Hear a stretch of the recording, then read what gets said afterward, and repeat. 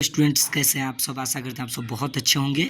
तो इस वीडियो में हम आपको बहुत जल्दी इसका क्लास 12th का हिंदी का जो है चैप्टर 1 का क्वेश्चन बहुत जल्दी मैं बताने जा रहा हूं। आप जल्दी से कॉपी पेन लो और लिखते चलो। पहला क्वेश्चन है, अगर हमें वाक शक्ति न होती तो क्या होता। जी हाँ, हमने आपको समझाया था कि वाक शक्ति का मतलब होता है बोलने की क्षमता। बताइए, क्या हमें वाक शक्ति रहना जरूरी है? पहला प्रश्न, बिल्कुल नहीं रहेगा तो बोलेंगे कैसे?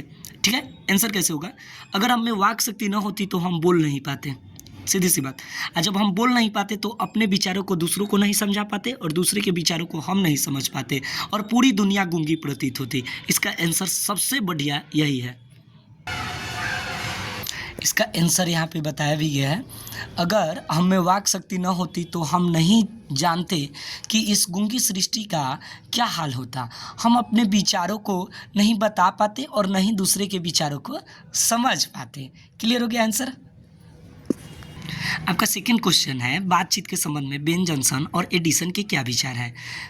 तो बातचीत के संबंध में बेन जॉनसन कहना चाहते हैं कि बोलने से ही मनुष्य के रूप का साक्षात्कार होता है, अर्थात जब तक मनुष्य बोलता नहीं तब तक उसके अंदर क्या है हम नहीं जान पाते। दूसरा, एडिसन के क्या विचार हैं। तो एडिसन का मत है कि असल बातचीत केवल दो व्यक्तियों में हो सकती है, तीसरे के आने से बातचीत करने के तरीकों में जो है बदलाव हो जाता है।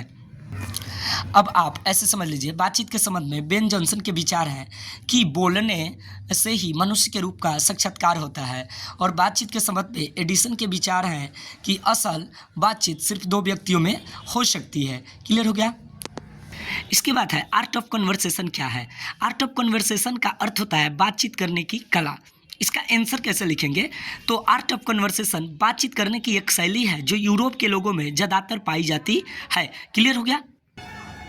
अब आप ऐसे लिख लीजिए, आर्ट ऑफ कन्वर्सेशन बातचीत करने की एक शैली है जो यूरोप के लोगों में ज़्यादा व्याप्त थी। क्लियर हो गया? जल्दी से नोट कर लीजिए।